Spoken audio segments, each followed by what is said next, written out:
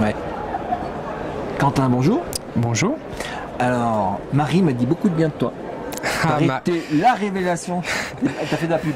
Donc Quentin, t'es un enseignant en mathématiques dans un petit collège en Dordogne. Tout à fait. Petit, c'est 160 élèves, c'est ça? Exactement. Donc voilà. T'as combien de classes dans ce collège? Alors on a 2 classes par niveau, donc 6e, 5e, 4e, 3e, x2. Voilà. Donc ça fait 8, hein. Je suis pas bon en maths. Si on compte à peu près. Voilà. Et donc qu'est-ce que tu as mis en place qu'est-ce que tu as présenté ce matin à Explore Camp ici? Alors ce matin j'ai présenté l'utilisation de la tâche complexe en mathématiques. Tâche complexe, qu'est-ce que c'est? Ça n'a rien de révolutionnaire, hein. Ça existait déjà bien avant. C'est en fait prendre une situation globale où l'on va mobiliser à la fois des acquis et à la fois des savoir-faire. Donc en gros comment ça se passe, on va mettre l'élève soit individuellement soit en équipe dans des situations concrètes de la vie de tous les jours. Alors on essaye de les simplifier parce que ça reste des collégiens, mais dans ces situations là ils vont devoir, pour pouvoir résoudre la situation, utiliser d'une part leur culture personnelle mathématique, mais aussi les notions de la leçon. Donc on est dans un scénario de classe inversée. Oui, tout à fait. Rappel. Les contenus que tu utilises en dehors de la classe, c'est quel type de contenu, quel type d'activité en dehors de la classe? Alors, numérique, tu veux dire?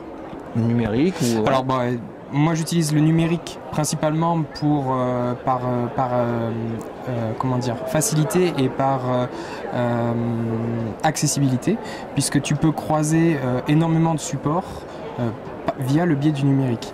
Faut savoir que avec des tablettes par exemple, parce que nous on a 4 tablettes sur l'établissement, donc c'est très peu, mais avec ça on arrive quand même à faire des choses. Donc une tablette c'est une caméra, c'est un micro, c'est une station de montage, c'est un notepad, enfin voilà, beaucoup de choses. Souvent on est juste brimé par notre imagination, hein. Mais par contre il faut savoir que les élèves, eux, l'imagination ils en ont à revendre. Et donc si tu arrives à utiliser cette imagination-là dans le cas de mathématiques, eh bien tu obtiens des choses absolument... Alors quels sont les leviers qui t'amènent à les rendre imaginatifs? Alors, beaucoup de leviers, principalement j'aime bien les mettre en challenge entre eux. Voilà, par exemple, un exemple tout bête, hein, mais vous allez créer des cartes mentales via une application sur tablette, et la meilleure sera publiée sur le site de maths et sera imprimée pour apparaître dans chacun des cahiers. Donc ça les motive à vouloir être choisis. Un petit exemple tout bête, mais c'est... D'accord. Il y a Marie qui m'a dit aussi que tu utilisais des serious games. Oui, alors ce que je fais, c'est que j'aime bien faire des petits scénarios où on les place vraiment dans des situations concrètes. Pour donner un exemple, avec mes 3e, en fait, on est parti c'était au moment du scandale du blog Wikileaks qui révélait tous les scandales. Et donc, je les ai mis dans cette situation-là où vous travaillez pour un blog similaire à Wikileaks et vous devez résoudre différentes affaires. Et donc, à partir de là, ils avaient 10 points sur le contenu, hein, on a vu différentes notions, 5 points sur la rapidité d'exécution, puisque j'avais 5 équipes, donc première équipe qui rend 5 points, deuxième 4 points, etc. Et enfin, 5 points sur la qualité de la présentation, parce qu'on était sur une ressource numérique, donc il fallait quand même répondre par du numérique. Donc utilisation de vidéo, utilisation de son, etc. Et donc de les mettre dans cette situation-là, ils sont vraiment pris au jeu, et c'était vraiment très intéressant de les voir travailler en petits groupes, vraiment s'affairer, c'était vraiment très drôle. Ça représente quel volume de travail en préparation sur une séance d'1 heure en proportion en gros? Alors avant ça me prenait beaucoup de temps. Parce que tu dis avant c'est avant quoi? Avant que je maîtrise vraiment, il me fallait pour préparer ça, il me fallait à peu près 2 jours. Ouais. À la fois là, en comptant la réflexion et en comptant la mise en place. Maintenant, si j'ai l'idée, parce que c'est souvent je pars de ma notion, hein, bien sûr, faut jamais partir faut pas faire le chemin inverse, c'est-à-dire partir de comment on veut le rendre et au final d'écoute vers la notion. Non, là c'est partir de la notion et ensuite descendre pour pouvoir utiliser les ressources à la fin.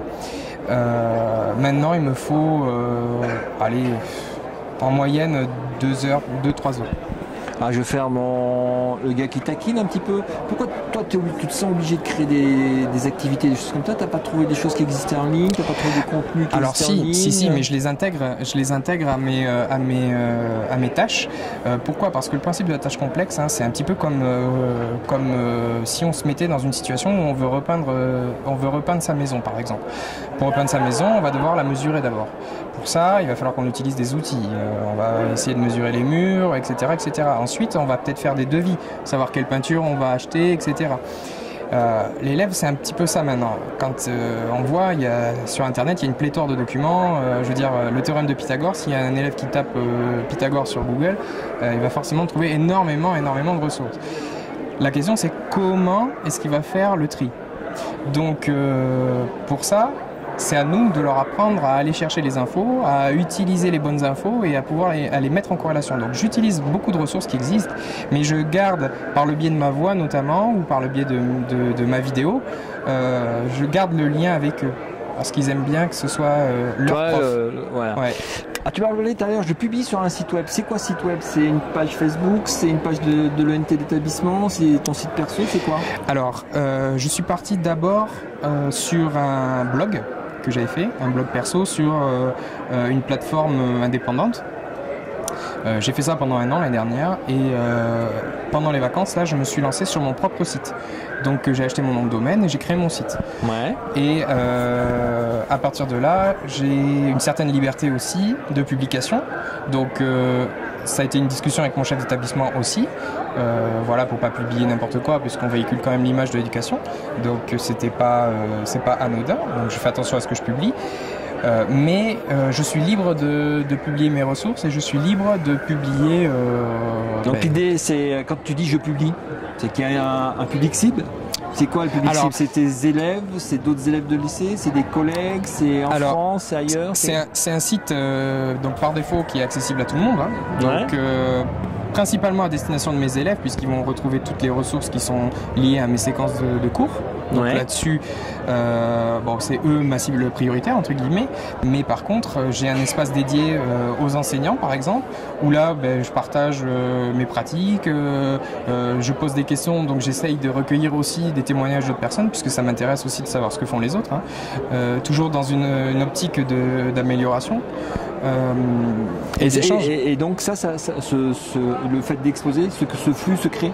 Oui, alors pas trop sur le site pour le moment, parce que c'est pas encore... Moi, le site est tout jeune, hein, mon site, je l'ai créé pendant les vacances, donc c'est tout récent. Mais les peintures sont fraîches. Voilà, exactement. Quand vous cliquez, ça marche pas tout partout. Si, j'ai vérifié. Mais par contre, via les réseaux sociaux. D'accord. Alors ça, c'est impressionnant. Lesquels? Alors Twitter, Facebook. Moi, j'ai un Facebook Pro pour communiquer qu'avec mes élèves. Mon Facebook perso pour communiquer avec d'autres enseignants. D'accord. Parce que je voulais pas qu'il y ait d'amalgame entre les deux. Mais bon, voilà. Et Twitter, c'est un canal que entre pairs, hein, entre profs. Tes étudiants ne sont pas sur Twitter. Hein, tes élèves ne sont pas sur Twitter. Non. D'accord. Et ces échanges, ça t'a apporté quoi? Alors, c'est très enrichissant parce qu'on partage beaucoup de bonnes pratiques. Et ça, c'est intéressant de voir ce que font les autres, d'essayer de les adapter. Alors les autres, est-ce que c'est que des profs de maths de collège de Dordogne ou... Non, malheureusement, on n'est pas assez nombreux. Un prof de maths en Dordogne ou un prof de maths Aussi. Non, prof de maths actif Twitter, on va dire. Hein, on va essayer d'élargir à ça. Il y en a moins que sur d'autres matières, comme en français ou en histoire, par exemple. Néanmoins, les profs de maths qui sont présents sont très actifs, donc c'est bien. Mais du coup, par le nombre, les idées au final sont un peu redondantes. Donc, même si on trouve une bonne idée dans une autre matière, on essaye de l'adapter.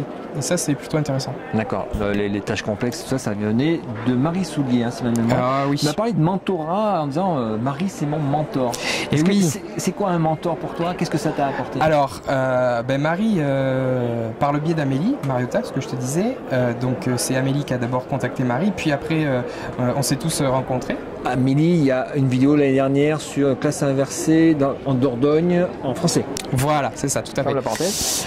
Et donc Marie, elle est géniale parce qu'elle est tout le temps dans le partage et dans l'échange et dans la gentillesse.